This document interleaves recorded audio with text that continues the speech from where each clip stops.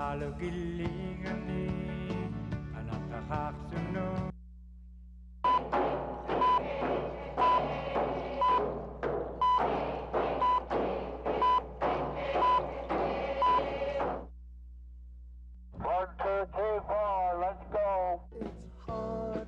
It's a fabulous show.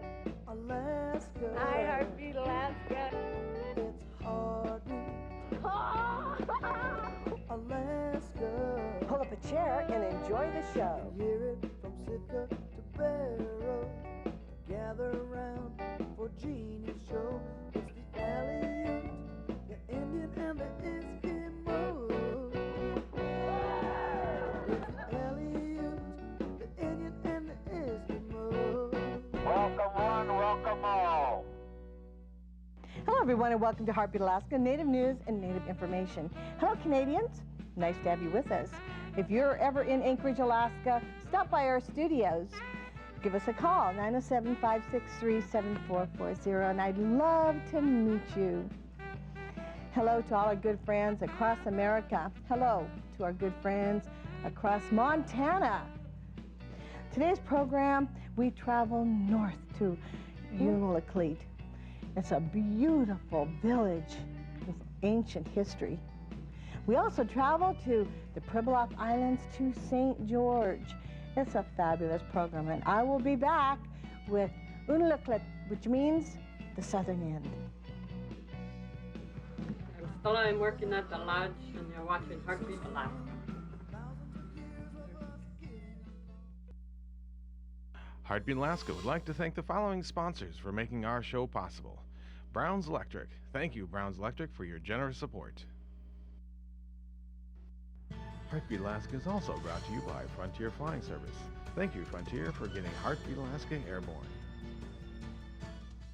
Heartbeat Alaska is made possible by Inupiaq Carlisle Transportation, your full-service transportation and logistics company.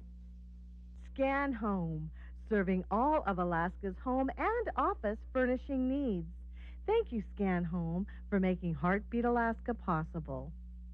We've been covering businesses, families, and individuals since before Alaska was a state. And we'll keep doing it until the glaciers melt on Mount McKinley. Primera Blue Cross Blue Shield of Alaska. We're here. We're with you. Unalakleet means the southern end. It's a designation, clear directions. Directions that our ancient ancestors used to go for commerce and trade, to socialize. Go with me now to Unalakleet, the southern end.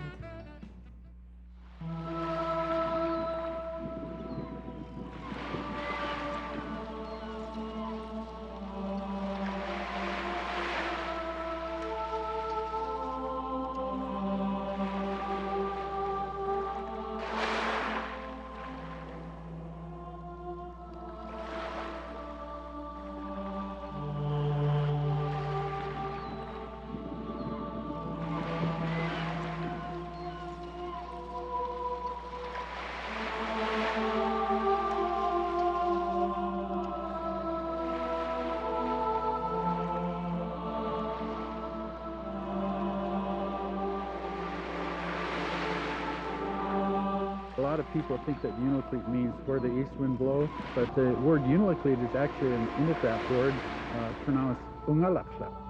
And Unalakleet means from the southern end. Unalakleet is the southernmost Inupiaq community in western Alaska. Tim Towarak grew up here in this ancient trading place. From Unalakleet southward, it turns into Inupiaq country. The next community down is St. Michael, and from St. Michael all down, it's all Inupiaq country. We have a lot of Inupiaqs that live in Unalakleet, but Unalakleet was originally an Inupiaq town. I mean, Unalakleet, the people from the southern end.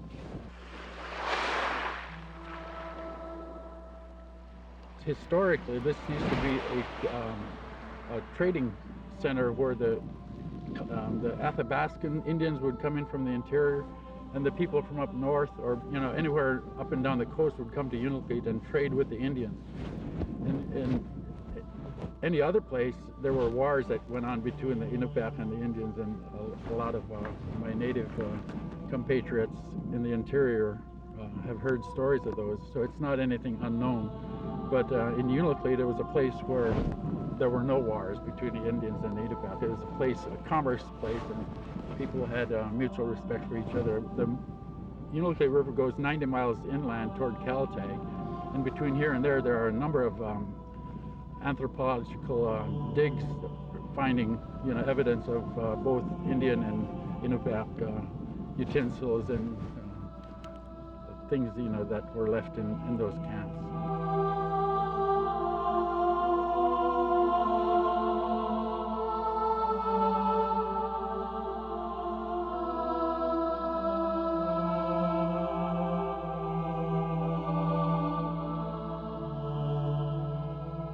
Researchers have also found house remains near Unalakleet's beaches dating back as far as 200 BC. To put that in perspective, we're talking about Inupiaq walking these beaches as the Roman Empire was just getting started on the other side of the world.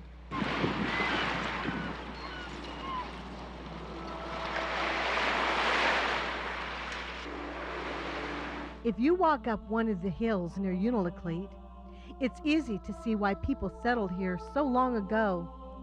Stanton and Irene Katchatag, two respected elders, explain. Getting food easier is they chose the place where there is more resources like fish, any kind of other game, and seal for ocean hunting. And of course, good water. Unalakleet is real good water. The old ways of subsistence continue in Unalakleet, despite the huge changes of the last 100 years.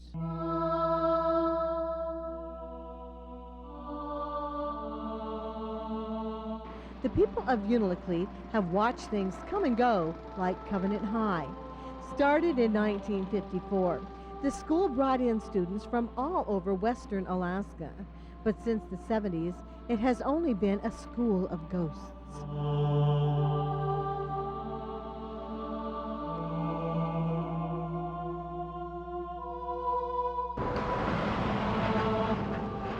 There are two roads out of Unalakleet.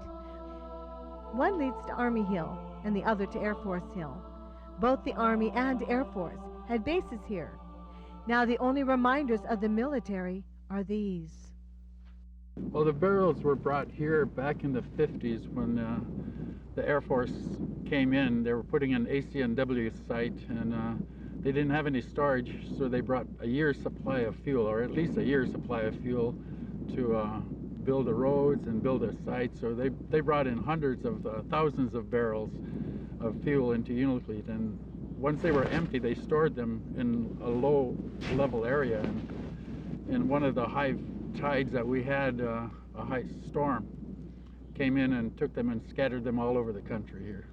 So, and the IRA Council has been working for years trying to get the federal government, the Department of Defense, to come in and clean up the sites and the barrels, and this is the result of it. Tim Towarak is the president and CEO of the Bering Straits Corporation. A branch of that corporation is doing the cleanup.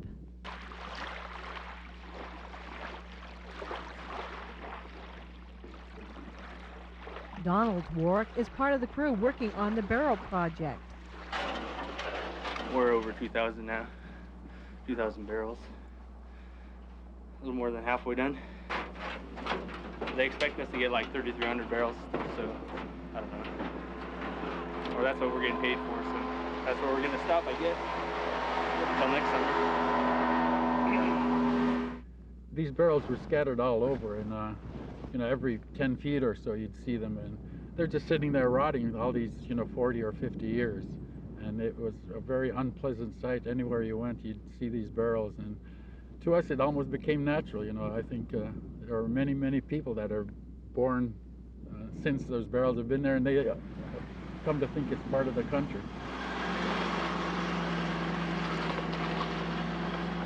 Well, it's really improved the country here.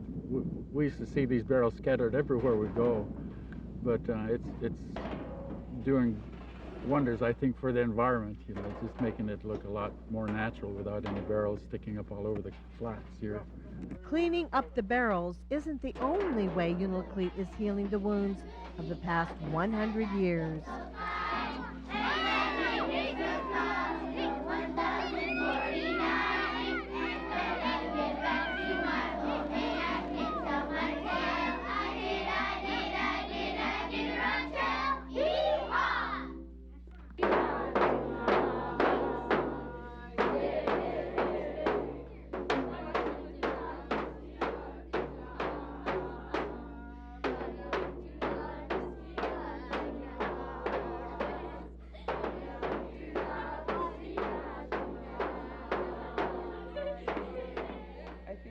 The language and culture is important because the students starting off young, they need to learn about their culture and they need to be proud of who they are, and the values that we have had, I mean our ancestors have had, it needs to be carried on, you know, otherwise our community won't be, it would be unsafe, or we would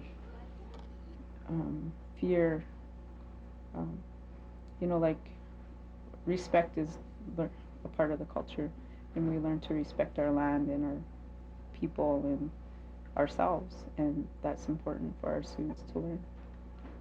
This may look and sound like a typical 5th grade classroom, but these students in culture class at the Unalakleet School are learning values and traditions that many think are the building blocks to a much brighter future for our native villages here and throughout Alaska.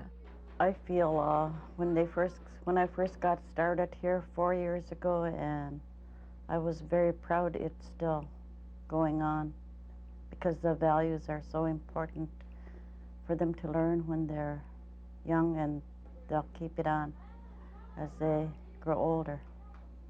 Their language, Inupiaq, was forbidden by the missionaries many years ago, and but for a few who held on to the old ways, was nearly forgotten and lost forever.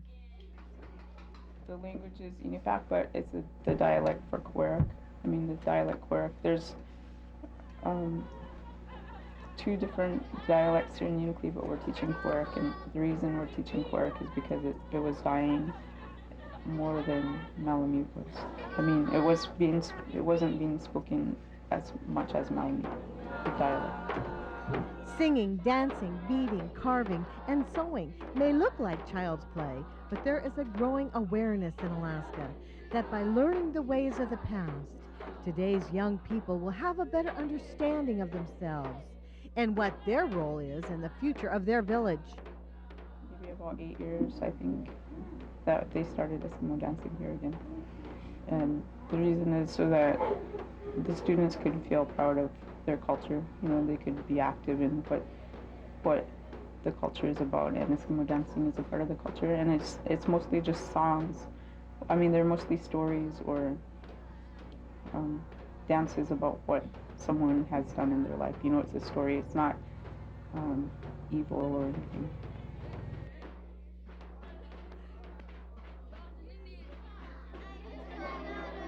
Flanked by the icy waters of the Bering Sea and a checkpoint for the last great race, the village of Unalakleet struggles to prepare for an uncertain future.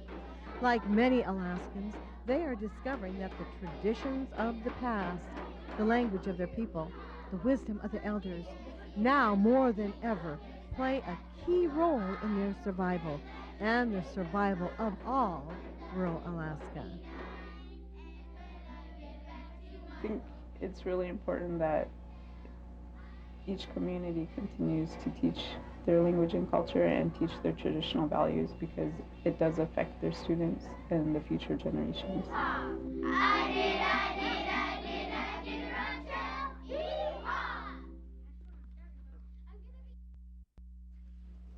What's the whistle for? To go to the temple. Go to the temple. So if you guys hear me blow it, you need to go there.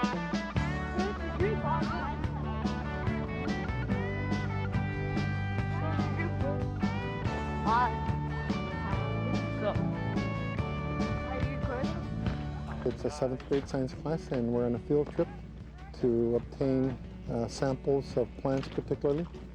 And we're going to go back to the classroom and they're going to identify the plant based on what they have. It's going to have the scientific name, and they're going to identify each one for their Eskimo name, the nutritional value if there's some, if it's edible, and if they're non-edible. For example, some of them may have picked up a part of a willow, which is utilized for to dye skin, like on muklaks.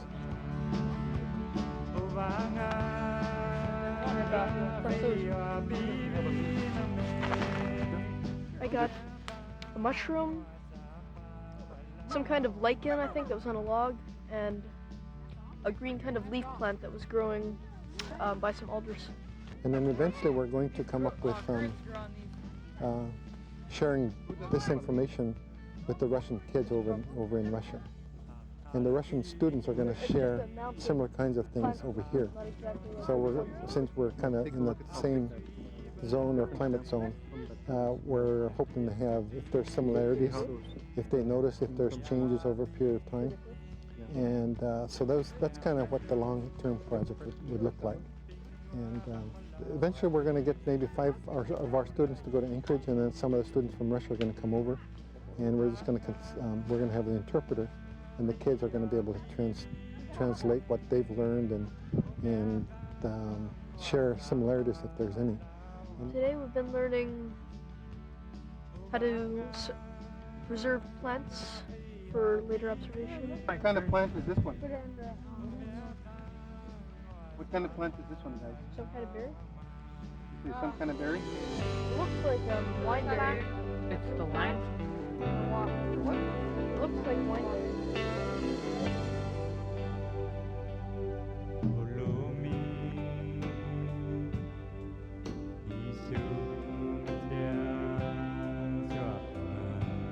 I'm hoping too that students will relate with the elders. They need to go back and say, this is what kind of name we used many, many years ago, or even today. And so that they could at least communicate with the elders for that particular plant or plants that they're working with.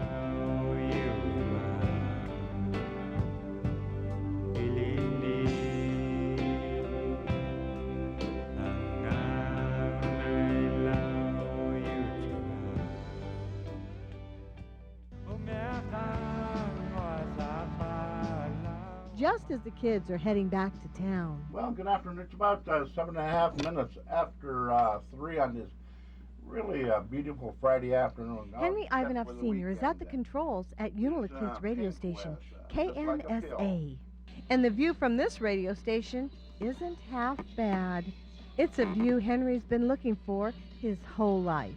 It was always my goal to move back home. I moved back here in 1978 and 82. Started building the radio station, and we went on there at 85. Wanted to request going out to Sonia Simpson in Elam. And by NMM with Clean My Closet, and Robert Simpson said to Sonia, say, I love you.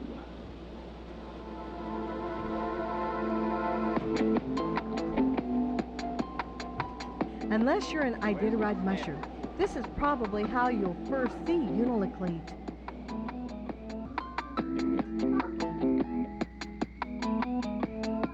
I have no snare in my headphones. I'm a pilot here at Tagline Aviation Unalakleet. Just something I want to do since I was a kid. Went to flight school in Anchorage, got all my licenses, came over to Unalakleet. Unlike many pilots in rural Alaska, Tim Sagoonick doesn't view his job as a stepping stone to a bigger airline. He's here to stay. And I know all the people in the area, and I enjoy flying here. You know, just go after your dreams, and do your best. You can make things happen.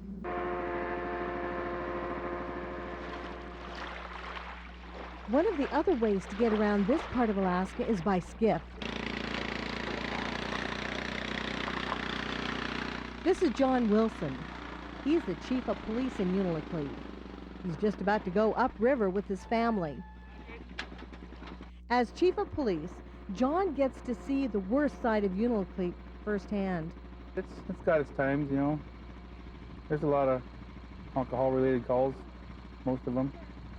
Over 90% of our calls are alcohol-related, which is sad for them. Despite all that, this is still where John wants to raise his family. I sure do. I have 3 kids, and my wife's from Norvik, and she moved down here with me, and we've been living here. I've been living here 28 years, and I just love it here. It's a great place. Kids grow up in a good environment. No, I wouldn't say no alcohol, but you know, less than the big cities. But it's a good place to live for a family. Where are you guys with the cap at?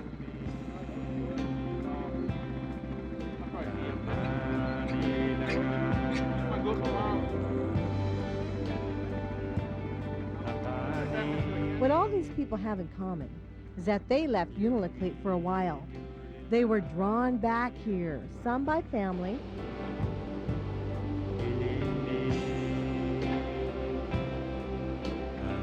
some by dreams, some by the children.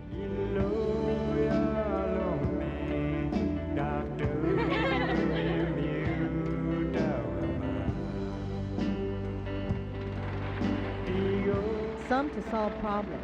All of them came back here because there is no place they'd rather be.